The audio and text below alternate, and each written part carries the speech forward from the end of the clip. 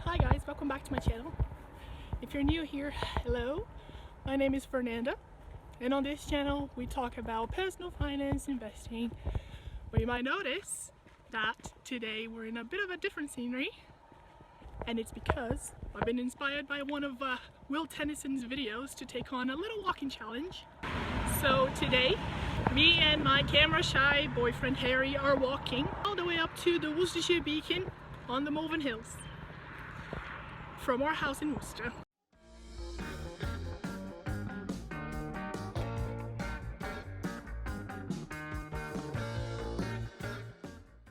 I watched Will Tennyson's video on the 100,000 steps in a day challenge that he did, and that sort of inspired me to come up with my own little challenge. I wanted something that would have a nice ring to it, so I thought, I'll walk from Worcester to the top of the Worcestershire Beacon on the Malvern Hills. I do like to challenge myself sometimes just to see if I can do something. In the past couple of years I have been thrusted into pretty difficult situations, and realizing that I came out on the other side has helped me build a very strong sense of resilience, and it definitely helped build up my self-esteem. At this point in my life, I am convinced that there is very little I cannot do. Honestly, that feels weird even saying out loud, because it definitely wasn't always like that. And today I want to share with you two things that I feel helped me a lot to get to where I am today. Throughout my teens, well into my mid-20s, my internal dialogue was always, "You're fat, you're ugly, you never finish anything, you'll never do anything." Now the point I want to make by sharing this with you is that the power of your thoughts is very, very real. Your words can be your best friend or your worst enemy, but only you can decide which one it's gonna be. Positive self-talk is one of your biggest allies through any challenge you might face in your life. I think a lot of people are quick to dismiss positive self-talk as some hippie nonsense, but hang on. I thought that too once upon a time, before I realized how bad and sometimes how downright cruel my inner monologue was. I tried to start paying attention to it, and one of the things that helped me realize just how poorly I'd been speaking to myself was when I tried to look at it from this perspective. Would you speak to your best friend like that? When you're saying to yourself that you're bad with money, you'll never have any savings, or that you're fat and you'll never lose weight, that you have no self-control, that you have no discipline, would you say these things to a loved one? Hopefully the answer is no, so why are you speaking to yourself like that? From this day on, I want you to be kinder to yourself. Acknowledge what the voice in your head is saying, and then tell it it's wrong. So I'm gonna show you a clip from my walk now, and by this point I had already walked 10-15 kilometers, and then I started the ascent up to the very steep top of the hill. But check out this clip and see what I was saying. I've already done it. I'm already up there. And sometimes, yeah, you might have to say it out loud just to make sure that your brain really registers it, and it helps. I know it sounds crazy, but it works, man. I actually also like to have some mantras that I repeat to myself when I'm going through something really hard. This helps me a lot when I'm running, and I sort of repeat to myself, I can do hard things, I can do hard things. Another one I like is I am, I can, I will. So let me know in the comments if you have any sort of positive mantras like that. I would love to know.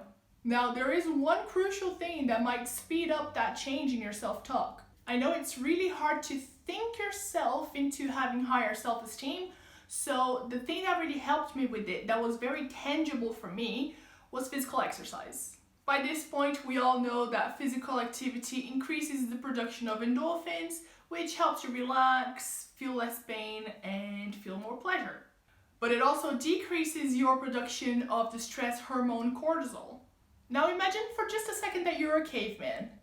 Every time you're in a stressful situation, like you're running for your life or you spot a predator, your body is priming you with that fight or flight reflex by increasing the production of cortisol.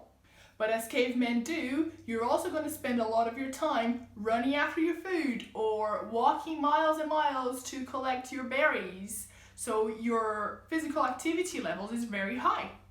So that translates into today, where we have different types of stressful situations, but we still have that cortisol building up, but now we don't have anywhere near the same level of physical activity. We spent all day sat down at a desk with that cortisol level going up and up. You become a stressed out, anxiety-filled mess. So the benefits of physical activity are much more tangible than what we realize. But with all that being said, I want to share with you one of my favorite quotes, and that is, "True joy is in progress." Listen, every time you realize you can go for longer than you could last week, or you can lift more weight than you did a month ago, it gives your brain that little boost. And you start to realize, hang on, maybe, just maybe, I'm not a loser, I'm not stupid, or all those other bad things you were thinking before. And it makes you want to keep building up on it, little by little, but it all adds up. As I got closer to the top of the beacon, I was desperately tired. I was walking 10, 15 steps and then I had to stop. I sat down and had a little cry, but then I kept going. I just didn't want to live with the thought of knowing that I got so close and I gave up, you know? That was easy.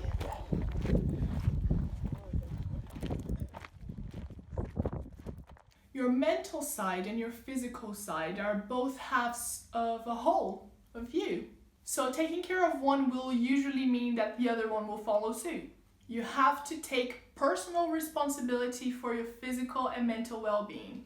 And guys, I'm sharing all this with you, but I still have moments when I wobble. When I got up there and I saw people running up and down those hills, I thought, damn, and you're this tired just from walking up here? Instantly, the first thing I think is, would you say that to a friend who's just walked all that? But then even more importantly, second, you've got to focus on yourself.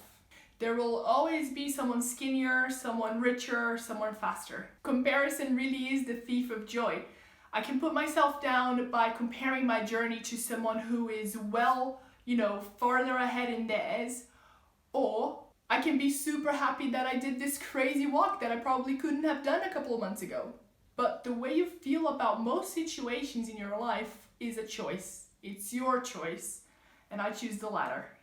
Alright guys, I know this was a bit of an out there video, but I think this is a very important aspect to talk about, because you might be sat there thinking, I'll never pay off all my debt, I'll never have enough money to achieve my goals, but that will only be true if you let it come true.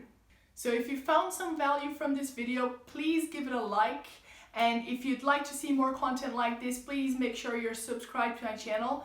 Help me grow it, and we can get this information out to as many people as possible. I'll see you later. Bye.